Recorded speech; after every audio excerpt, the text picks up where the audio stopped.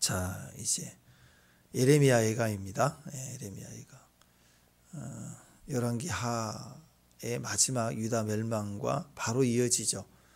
예레미야서는 멸망 이전, 예레미야 애가는 멸망 후. 근데 예레미야서의 마지막하고 열왕기하 마지막 거의 같이 끝나죠. 그러니까 이게 잘 이어지는 것 같습니다. 예레미야 애가 예레미야가 지었다고 이렇게 알려져 있죠.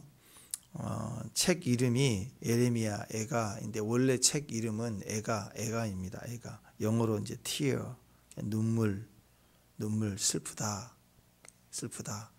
한마디로 얘기하면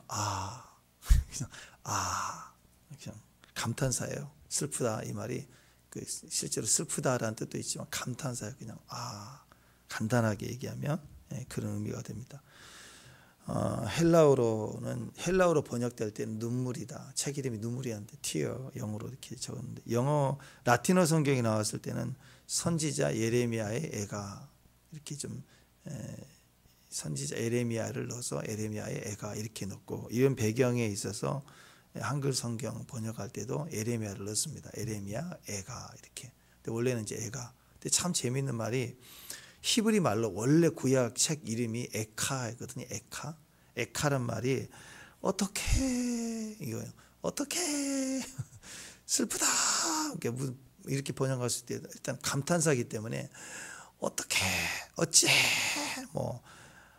슬프다 뭐 이런 거예요. 에카. 근데 공교롭게 우리 한국말하고 딱 맞았다는 에카 슬픈 노래 에카 이게 잘 맞아 떨어져요. 해석이 참 잘 된 것 같아요.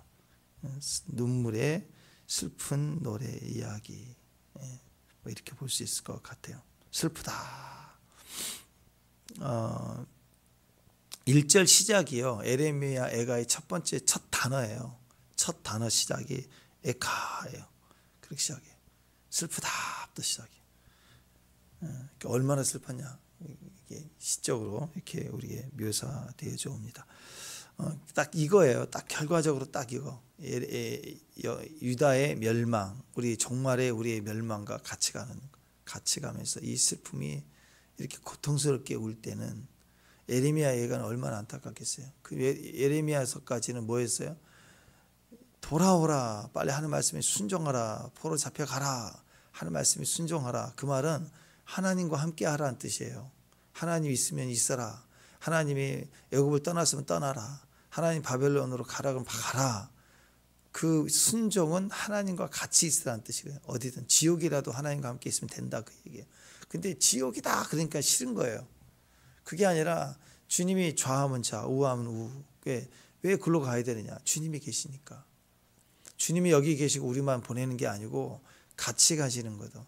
하나님 가라는 곳에 가야 주님이 계시는 거예요. 그러니까 우리의 성경의 목적이기도 하지만 주님이 계셔야 돼요. 우리가 주님을 떠나면 안 돼. 주님이 가라는 곳에 안 가면 주님을 떠난 거예요. 왜냐하면 주님이 거기로 가시거든요. 근데 거기를 안 가면 내가 떠난 거예요. 주님을 떠난 거예요. 그러면 그 인생이 비참해진다. 결론이 그겁니다. 수도 없이 반복되는 거예요. 그러니까 예레미야서 또 유다 멸망은 하나님과 함께 하라.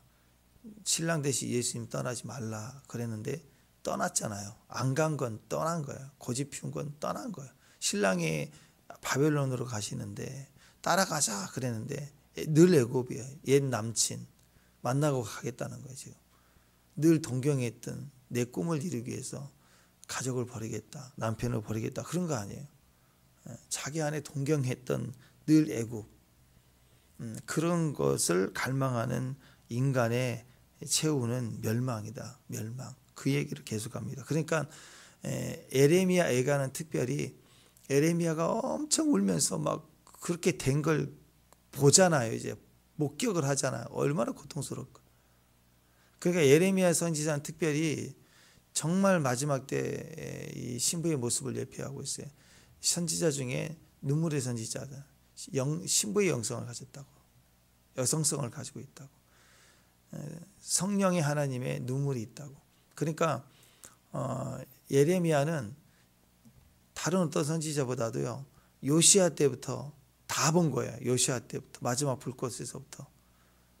그래서 계속 본 거예요. 거기서 여호아스, 여호야킴, 여호야긴, 시드기야 이걸 다 본 거예요. 그리고 멸망해 가며 기어이 잡혀 끝까지 가지도 않고 다 죽어가는 유다 사람들을 다 보고 가지 말라는 애국까지 가서 거기서도 전하다 죽잖아. 거기서 그러니까 끝까지 그 눈물 흘리면서 죽었다. 피 흘리면서 죽었다.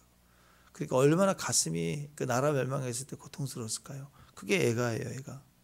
그러니까 다시 기회를 준다면 다시는 이 여기에 빠지지 말라. 그런 호소력이 있지 않겠습니까? 마지막 때 외침이다. 이렇게 보면 됩니다. 어떤 영성으로? 신부의 영성으로. 어떤 신부가? 신랑을 잃어버린 신부예요.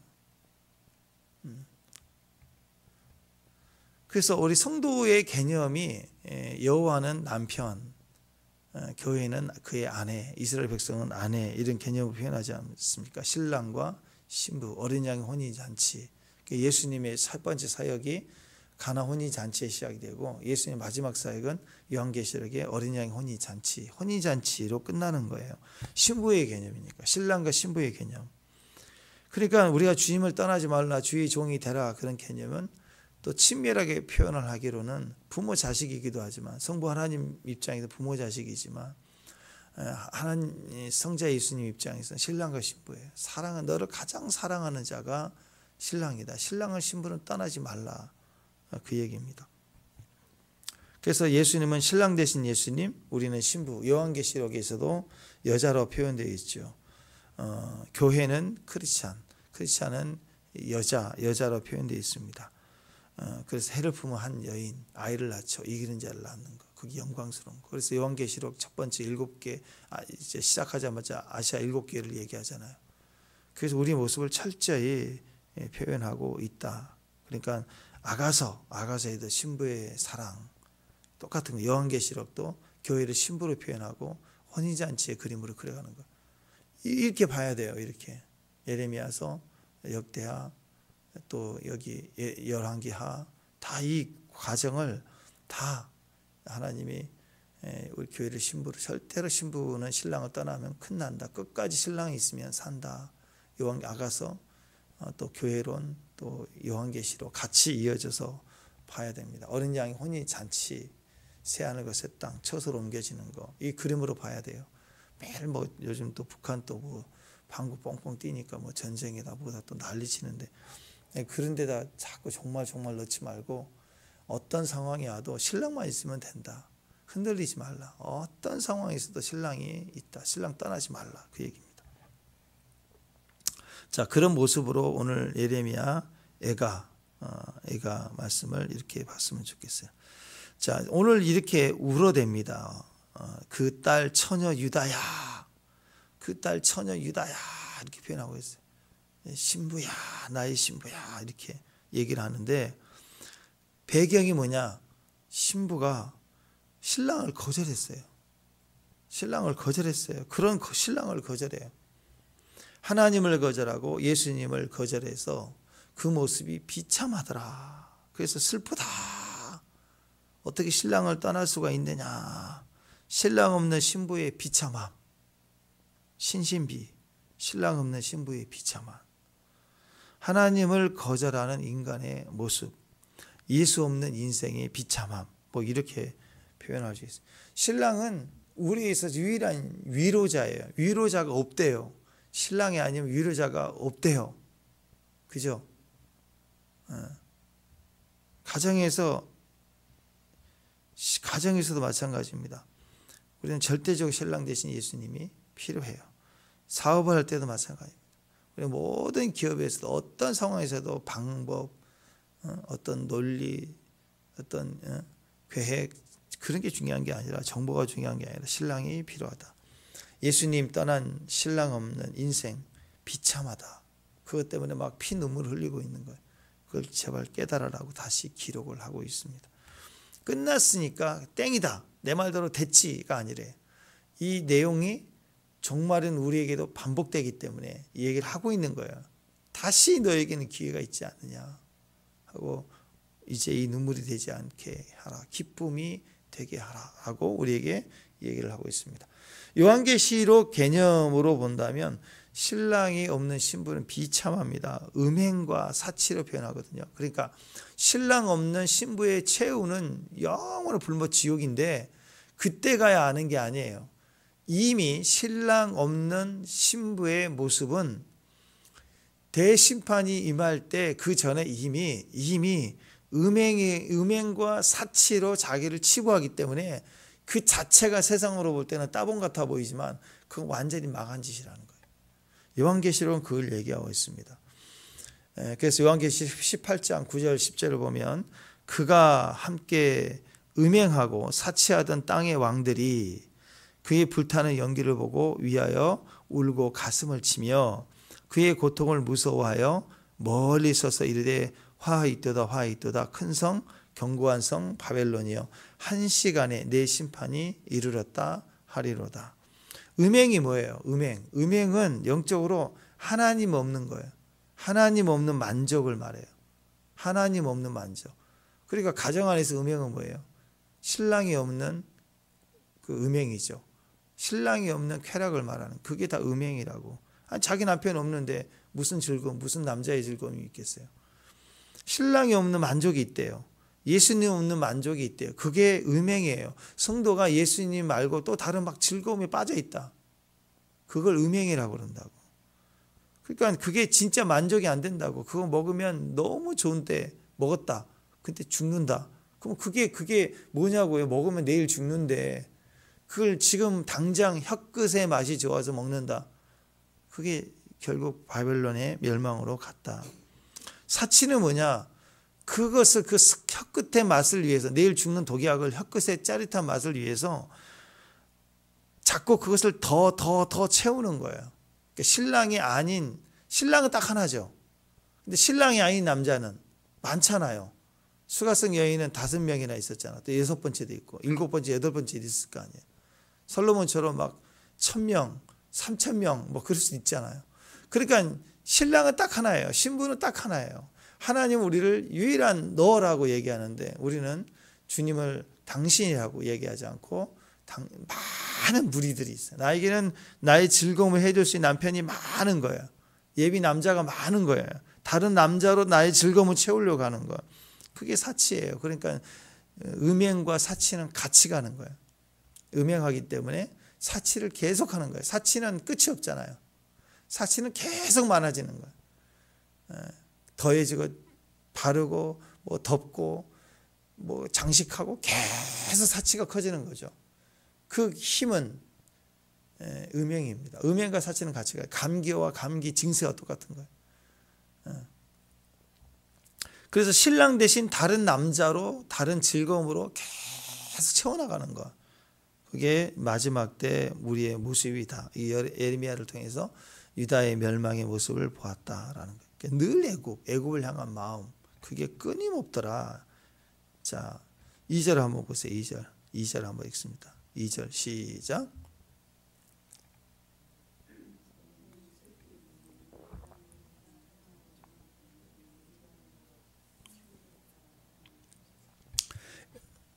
여기 보니까 사랑하던 자들 중에 그에게 위로하는 자가 없고, 사랑하는 자들은 뭐예요? 신랑 말고 딴 남자들이에요.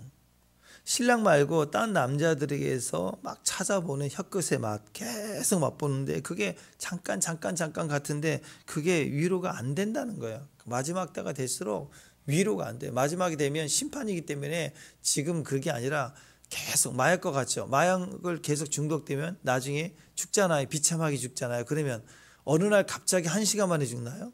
아니에요. 마약 전후에 그 인터넷 사진 보면 1년 전 사진과 1년 후의 사진 비교된 걸 보니까 완전히 노인이 되고 무슨 좀비같이 되어버리더라고요. 이게 서서히 위로가 안 되는 거예요.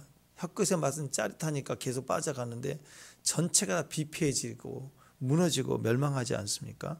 위로가 안 된대요. 즐거운데 외로우니까 기뻐해야 되고 즐겁기 위해서 선택하는데 그 순간에 혀끝은 짜릿한데 그게 위로가 안 된대요. 그러니까 계속 더하는 거예요. 계속 더하는 거예요. 절대로 위로가 안 된대요.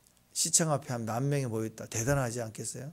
서울시청 앞에 10,000명. 그래서 우리가 주님 앞에 기도합시다 해가지고 연합 예배를 드린다고 전국에서 몰려와서 10,000명이 딱 몰려왔는데 하나님 없어. 하나님 없다고 해봅시다. 만약에 하나님이 없어요. 하나님 거기 안 계셔. 근데 모여서 우리끼리 막 거룩한 하나님 막 열광 다 모였으니 열광교로 찬양하고 막 춤추고 하면 그걸 뭐라고 그래요? 종교놀이죠. 종교놀이. 비참한 거 아니에요. 주님이 없대요. 안 계신대 거기. 근데 하나님이 계시는 것처럼 사치를 해야 되니까 얼마나 화려하게 풍성하게 꾸미겠어요. 더 예수님이 있는 것처럼. 그러니까 가짜가 그렇다는 거예요. 여러분. 더 화려하고 아름답고 멋져 보여요. 사람은 진짜보다도 진짜 같은 걸 더 좋아합니다. 그래서 그 옛날에 그 찰리 채플린 하도 유명하니까 찰리 채플린 그 흉내내는 대회를 했는데 찰리 채플린도 참여했대요. 그랬더니 4위에서 4위. 진짜는 4위고 1, 2, 3위가 가짜야. 가짜가 1등, 2등, 3등 한 거예요. 그러니까 그 사람들은 성대 모창하시는 사람들처럼 핵심을 딱 포인트를 잡아서 극대화시키니까 사람들 보기에는 맞아 저게 1등이야 이렇게 한 거죠. 진짜보다도. 그 가끔씩 보면 비실비실 배삼룡 씨 우리 어렸을 때보다 흉내내는 사람이 더 잘하는 것 같아요. 더 웃기는 것 같고. 마이클 잭슨 뭐 유명하잖아요 춤. 근데 그 똑같이 옷을 입고 변장해서 춤추는 보면 진짜 옛날에 마이클 잭슨 보는 것처럼 더 그렇게 모습이 보이잖아요. 가짜는 그래요. 우리가 원하는 하나님은 하나님 그분이 아니라 우리에게 하나님이 계시다면 나에게 이렇게 해줄 것 같은 하나님 우리는 더 원해요. 그걸 종교라고 그래요. 말씀이 하나님이 싫고 맨날 말씀이 하나님은 가라 멈춰라 싫은데 포로 잡혀가라 막 이렇게 하시거든요. 근데 내가 믿는 하나님은 그런 하나님이 아닌 거예요. 요때쯤 되면 짠 해주시는 하나님이라. 이 정도 됐으면 이렇게 해주셔야 되는 하나님이라. 그 하나님 우리에게 인기가 많은 거예요. 그러니까 예수님이 마지막에 십자가 못 박혀도 다 외면하는 건 그 하나님이 싫은 거예요. 저렇게 나약하게 비참하게 맞고 가는가. 저걸 로마를 뒤집어 버릴 그런 장군 같은 메시아. 당장 그걸 원했다고. 그게 있을 것 같았다고. 그 능력과 기적이 보이니까. 근데 아니에요. 너무 비참하게 죽으신 거예요. 막 싫은 거예요. 그게. 그 인간의 모습이라고. 그래서 우리가 애가를 보면서 그 생각을 해야 되는 신랑을 잃은 신부의 비참함. 그것을 우리에게 반복해서는 안 된다. 안 된다. 그게 우리에게 너무너무 중요한 것입니다. 내용으로 들어가면 1절부터 7절까지 앞부분 쫙 보면은 이 세상은 우리에게 도움이 되지 않는다. 도움이 되지 않는다. 1도 없다. 도움이 1도 없다. 버티고 버텼던 나중에 시드기가 버티고 버텼던 것은 2년 가까이 1년 18개월 거의 2년 가까이 버텼던 게 뭐예요? 이유가 뭐예요? 막 애굽이 도와줄 거라는 막연한 현장 안 도와줘요. 세상은 안 도와준다고. 도울 만한 세상은 없다. 그러니까 다른 도움을 기대한다는 건 뭘 의미하냐면 은혜를 망각했어요. 그러니까 우리는 항상 내가 구원받은 것부터가 은혜잖아요. 모든 게 은혜잖아요. 그러니까 어디서부터 출발해야 되냐면 시작하면 은혜를 생각해야 돼요. 죽어도 천국이잖아요, 지금. 아멘. 그러니까 지금 여기서 실패해도 무너져도 아멘. 걔 집으로 가지 뭐. 그거 아니에요? 여러분 지치고 피곤할 때 일도 안 되고 어려울 때 해도 안 될 때 집에 있는 사람은 당판간이라도 같이 있는 가족들이 것이 있다 그러면 일단 집에 가자. 나 발 뻗고 자고 싶다. 집이 있으면 그게 되잖아요. 집에 가고 싶은 마음이 있잖아요. 집이 없으면 어떻게 해요? 갈 데가 없는 거예요. 외로운 거예요. 그러니까 지금 실패하고 무너지고 힘들고 지쳐도 그냥 엄마 하고 갈 수 있는 거. 집이 있다. 그건 행복한 거예요. 그게 은혜예요. 은혜. 하우스가 아니라 홈이라고, 가족이라고, 패밀리라고. 그러니까 집이 있다라는 거에 은혜가 있다. 은혜에서부터 시작해. 모든 게 은혜. 그러면 지금 실패해도 멈추자. 지치다. 다 털어버리고 내일 다시 하든 뭐 다 접어버리든 오늘 그냥 집으로 가지 뭐 하고 가는 거예요. 그게 은혜예요. 모든 것이 시작하는 게 은혜로 생각하면 은혜에서부터 출발하면 도움을 세상에서 찾으려 발버둥 치지 않는다고. 나의 도움이 어디서 온 거. 그래서 은혜를 잃어버릴수록 도움이 세상의 어딘가에 있을 거라고 계속 바라보고 뛰는 걸 말해요. 은혜가 없으면. 은혜를 망각한 백성들은 비참해진다. 그게 1절부터 7절까지 쭉 나오는 겁니다. 당연한 게 없다. 우리 찬양 있잖아요. 당연한 게 아니요. 은혜였어. 모든 것이 은혜. 은혜가 계속되면 사람들은요, 은혜를 망각합니다. 은혜가 계속되면 은혜를 망각해요. 은혜를 권리인 줄 알아. 뇌놔 그래. 뇌놔. 엄마가 애들 생선 살 어렸을 때 먹이면서 항상 대가리만 먹죠. 왜? 대가리가 맛있다. 엄마는 대가리 맛있구나. 근데 그게 당연하게 여기더라. 어른 돼서도 애들은 생선 대가리를 당연히 엄마 떼주고 우리는 살 먹고. 이게 당연한 줄 아는 거예요. 당연하게 하는 거예요. 아니요. 다 살 먹고 싶죠. 하나님도 마찬가지. 하나님 맨날 십자가만 계셔야 돼. 하나님은 맨날 그렇게 기다리고 나에게 해줄 거 다 해줘야만 되는. 그게 은혜인데 권리로 한다고. 하나님 내놔. 하나님 내놔. 하나님 내놔. 옛날에 그 미국 예화 중에 그게 있잖아요. 어떤 마을 단위로 우리 전원 일기 같이 이렇게 마을 단위로 많이 있을 때 그때 한 부자가 실험을 했다고 하잖아요. 예화입니다. 예화. 그래서 그 마을에 와서 처음 본 노인이 와서 한 집 똑똑 문 열어. 누구세요? 네, 그냥 선물 드리고 싶다고. $100씩 줬어요. $100. 그 다음 주에 이 시간대 와서 또 주겠다고. 그 마을에 $100가 굉장히 큰 돈이거든 그 당시. $100씩 주고 갔더니 실험해 본 거예요. 그 다음 주에 설마 그랬더니 진짜 또 똑똑똑 문 나가보니까 또 $100 주면서 다음 주에 더 주겠다고. 그때 사람들이 2번 받으니까 막 너무 큰 돈을 받고 행복하고 이런 일이 있는가. 그 너무 좋아했다는 거예요. 3번째는 집 앞에 갔더니 문 열고 나와 있는 거예요. 그 시간대. 항상 그 시간대 오니까. 또 인사하고 너무 고마워. 그 시간대는 사람들이 집 앞에 나와서 옆집 앞집 다 기다리고 있는. 그 다음 주에는 한 15분 늦었대. 일부러 15분 늦게 갔대. 마을 입구까지 나와서 웅성웅성 거리고. 그 다음 주에는 안 갔대. 그때 사람들이 수소문해서 찾아왔대. 그러면서 당신이 우리한테 준 돈은 뭔가 정부나 누군가 주라고 준 돈인데 네가 다 먹으려고 그러지. 다 밝히고 내놔라 그랬고 우리 목 내놔라. 막 데모하고 막 난리를 치더래. 하나님을 향한 우리의 모습이 그런 거 아니에요? 권리인 줄 아는 거 당연하게 여기면 안 돼요. 당연하게. 너무너무 감사해요. 여러분 우리가 같이 기도하면서 주의 은혜가 계속 있다는 거 정말 어떨 땐 너무 피곤할 거예요. 피곤해도 나와도 막 폭포같이 은혜가 쏟아져. 너무 감사해요. 똑같지가 않아 기도해도. 그 은혜죠. 은혜. 주일날 이렇게 서로 섬기고 음식 해오고 다 은혜거든. 다 은혜. 바쁘고 힘든데도 섬겨지는 모습 보니 너무너무 은혜. 은혜라고. 여러분이 은혜라고.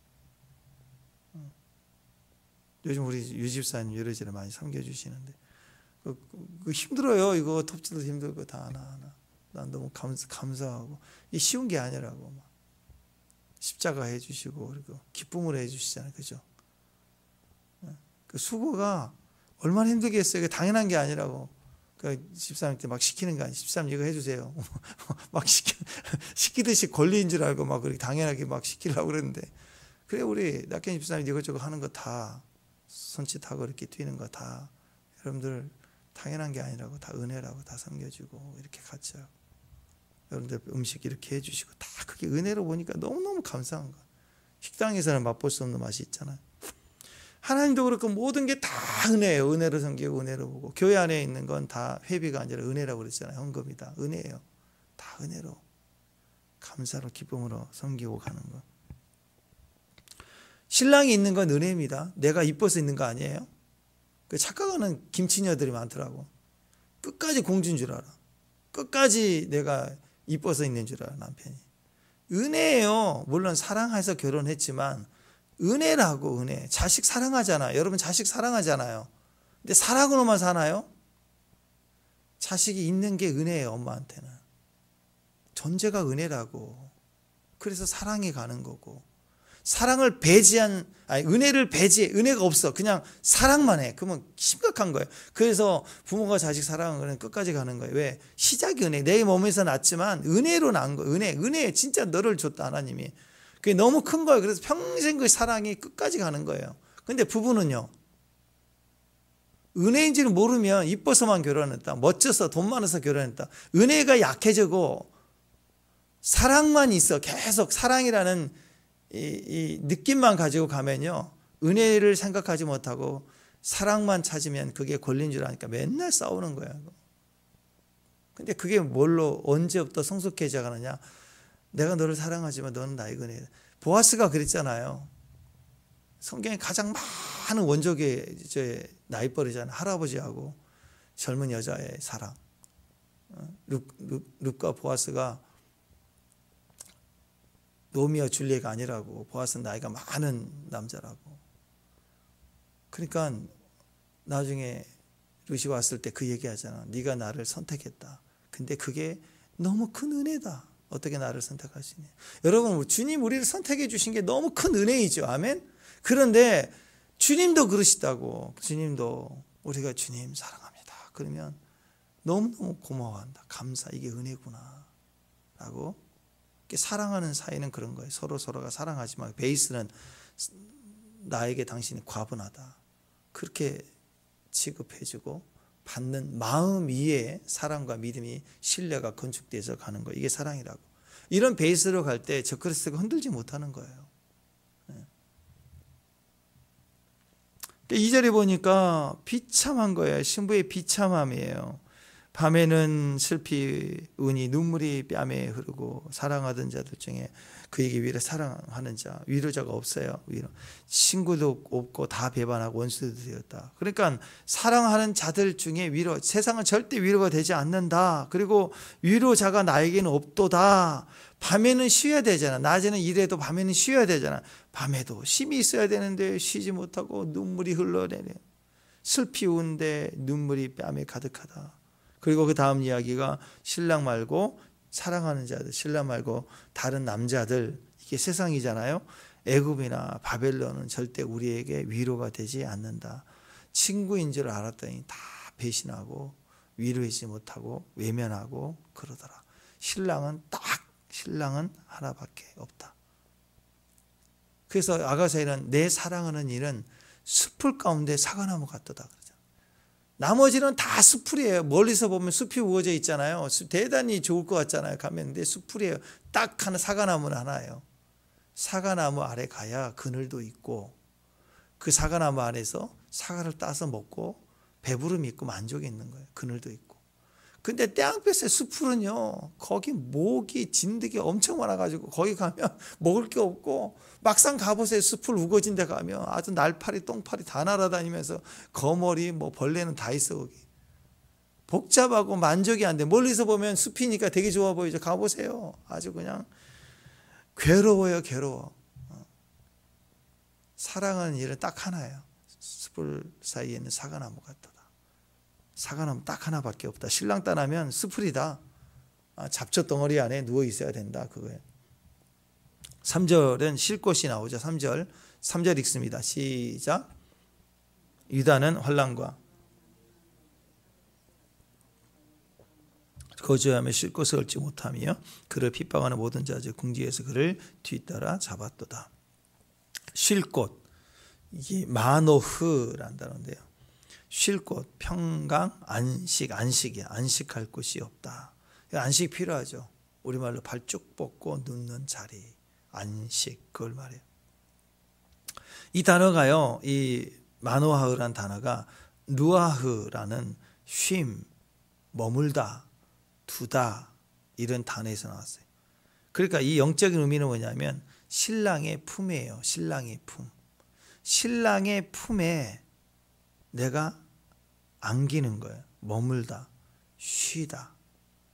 이게 안식이에요. 안식 의미는 사람이 지겨워 사람 떠나서 호텔 호캉스 한다 올라가 혼자 룸서비스 밥도 보내줘. 그럼 룸으로 보내주는 거 먹고 그게 안식이 아니라고.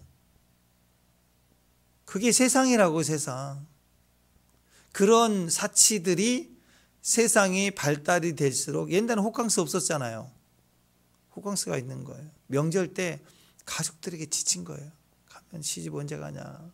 너는 뭐 언제 어떻게 할래. 취직 언제 하냐. 그러니까 명절 때 집 가는 게 싫고 또 때로는 명절 때 또 해외 다니고 그때 그것도 지쳐 이제 왔다 갔다.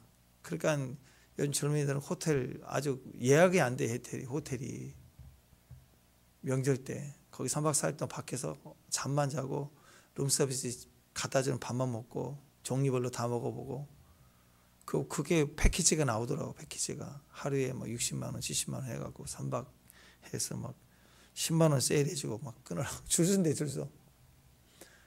왜 그래? 지친대요. 지치니까. 근데 그게 얼마나 가겠어? 또 다른 뭐가 나오겠죠. 계속 가족이에요. 가족. 은혜의 관계가 쉼이라고. 쉼이 되지 못하니까. 그거예요. 내 안에 진정한 나를 의탁할 거, 나를 의지할 거, 내가 쉼이 있는 거, 진짜 참 안식은 주님밖에 없다. 임재다. 안식이다. 그 안식이 내가 쉼이 있고 머무를 수 있는 곳, 루하흐. 쉼에서 나온다. 안식일이다. 그거예요.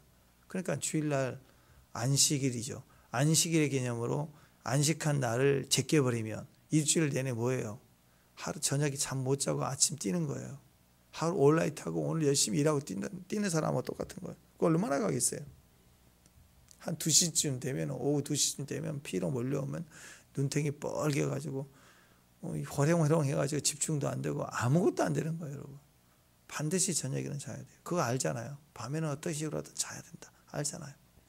반드시 주일날 그 자리에 있어야 되는 거예요. 안식을 지켜야 되는 거예요. 4절에 보십시오. 4절 시작. 시온의 도로들이 슬퍼하며. 도로들이 어떻게 슬퍼해요? 도로들이 슬퍼한다. 그 말은 절기예요. 절기. 지금이. 절기 때는요. 시온의 도로예요. 절기 때는 각 지방 전체에서 예루살렘을 향해서 올라왔다고. 특히 3대 절기는 지방에서 올라와야 돼. 올라와서 절기를 지키고 내려갔다고. 그러니까 절기 때가 되면 예루살렘으로 가는 도로가 바글바글 하면서 잔치하고 웃으면서 오래간만에 봤다고 막 중간에서 합류하는 거. 예를 경부고속도로다 그러면 경상도하고 전라도하고 대전에서 만나잖아요. 그럼 자네 뭐 지파가 다르지만 거기서 이 마치 만났네 하고 또 반갑다고 오며 가며 길동무하고 가면서 여행한다고. 여행이 평생이 즐거움이다고. 그 도로가 조용히 그 바글바글했던 절기로 가는 고향 가는 길이 조용히 성전 가는 길이 텅 비었어. 절기를 찾아가는 사람들이 없더라. 그러니까 길에 절기에 찾아가는 성전에 가는 사람들이 없으면 성전에 사람들이 있겠어요? 없어요. 예배의 자리가 텅 비었다. 그러니까 도로들이 슬퍼하고 절기를 지키려 나가는 사람이 없도다. 성문이 적막한다. 제사장들이 탄식했다. 왜? 아무도 없으니까. 제사가 안 되니까. 처녀들이 근심하도다. 시온도 공고를 받아 공고하다. 근심하다. 탄식했다. 다 그거예요. 예배 자리가 뺏기면요. 다 시작됩니다. 자, 예배 자리를 뺏기면 도로가 슬퍼하고 사람이 없고 적막하고 탄식하고 근심하고 공고한다. 이게 예배를 뺏긴 사람들은 예배를 왜 뺏겨요? 예배의 시작은 주님이에요. 그 재밌습니다. 예배 자리에 예배의 모습으로 우리 예배를 드리는데 여기 임재가 없다 그러면 종교예요. 그런데 길거리예요. 예배한 시간이 아니에요. 일하는 중입니다. 근데 갑자기 임재가 팍 부어지면서 막 내 안에서 감격이 눈물이 쏟으면서 주님께 대한 말씀이 떠오르고 찬양이 떠오르면서 내가 순간적으로 임재가 올 때 일하는 시간이지만 그 순간이 주님이라고 이름만 묵상해도 그게 예배. 주님이 계시면 길거리에서도 예배가 시작이 돼요. 골방도 예배 처소가 되는 거예요. 감옥도 예배가 되는 거예요. 주님이 없으면 화려한 성당에 앉아도 그건 종교놀이에요. 종교놀이. 주님은 우리끼리 푸닥거리야. 신랑을 잃어버린 자는 결국 예배도 뺏기고 예배를 뺏기니 안식이 없고 슬퍼하고 적막하고 탄식하고 근심했다. 예전에는 그 수요일 날 막 그때 철야 때도 저희 어렸을 때는 그 큰 교회 종탑이 울렸거든. 땡 하면 믿지 않는 사람들도 지금 예배 시작되나 보다 다 알았다고. 동네에 큰 종들이 울렸어요. 도시인데도 땡 하면 수요일 저녁 되면 울렸다고. 그러면 또 예배 드리러 가잖아요. 교회 근처 오면 이쪽 골목 저 골목에서 오신 분들이 집사님 만나요. 반갑다고 만나서 같이 올라가고. 주일날도 그럴 것 같아요. 조금 비슷한 시간대 오신 분들의 밑에서 이렇게 만나서 같이 오면 또 여기서도 만나지만 가는 길에 만나면 더 반가운 것 같아요. 새벽에 오실 때도 저 신호등 앞에서 또 이렇게 만나면 또 반갑죠. 육교에 가끔씩 올라올 때 반갑다고요. 그래요. 우리 작은 소소한 기쁨도 있지만 생각해 보세요. 절기를 향하여 백성이 지방에서 쫙 걸어오다가 여행길에 만나면 얼마나 기쁘겠어요. 그게 즐거움이었다고. 예배 자리는 어떻게 해서든지 막 지켜야 된다고 생각해요. 저는 24시간 내내 기도하고 뭐 좋아요. 좋은데 뭐 거기까지도 안 바라요. 그냥 저 개인적으로 새벽에 교회들마다 새벽에 불이 켜져 있고 또 수요일 금요일 철야 때 교회에 불 켜져 있고 조금씩 찬송 소리 좀 들리고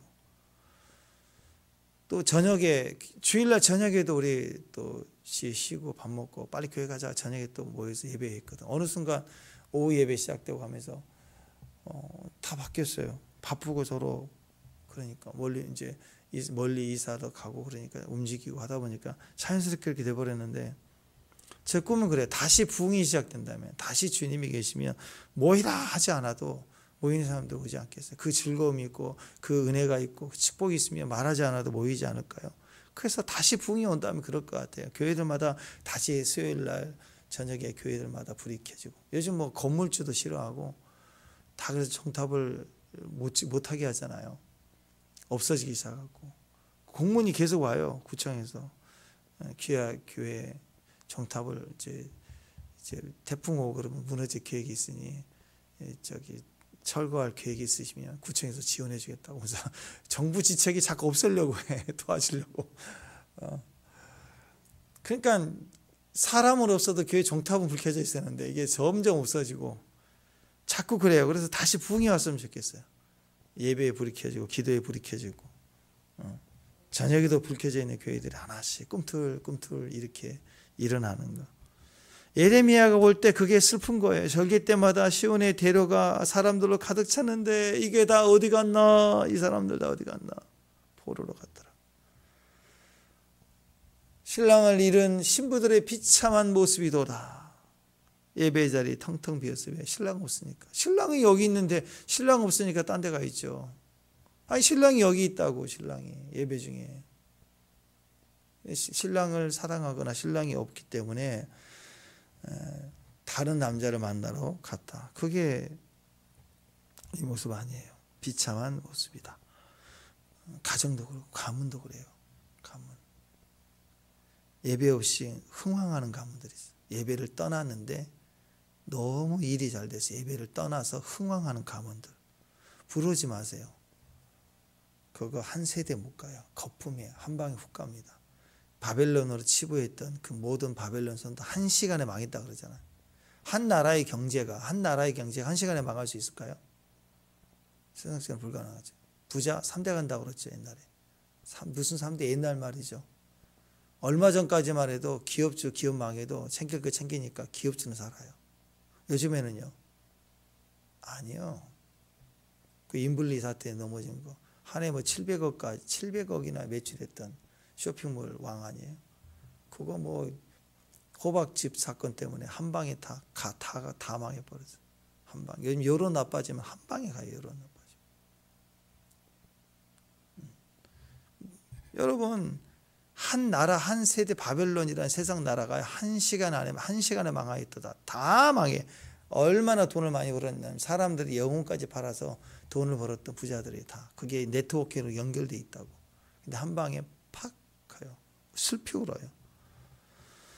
그래서 여러분 영원히 지금은 과부 나그네 같이 살더라도 예배가 있고 기도가 있는 가문은 영원히 남아요. 영원히. 예배가 영원히 있는 사람들은 예배와 함께 영원히 남게 하신다고.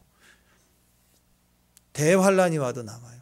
근데 예배를 빼먹고 흥황하는 가문 금방 훅 넘어가고 다 무너지게 돼 있어요. 신랑 떠나고 예배 떠나면 비참해집니다. 똑똑해도 어리석어지고 그렇게 똑똑한 전문가도요 망할 때는 이상한 걸 결정합니다. 신기하죠?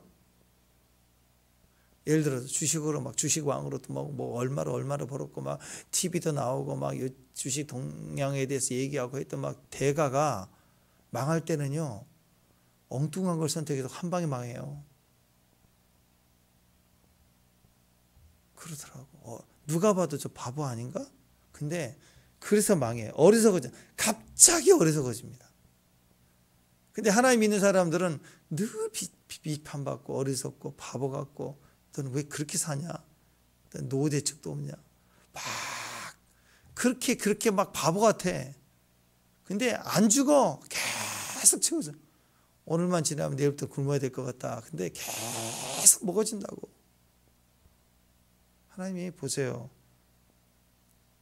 창고 짓겠다고 난리칠 때 오늘 밤 데려간다. 갑자기 치고 갑자기 당하고 갑자기 망하고 그럽니다.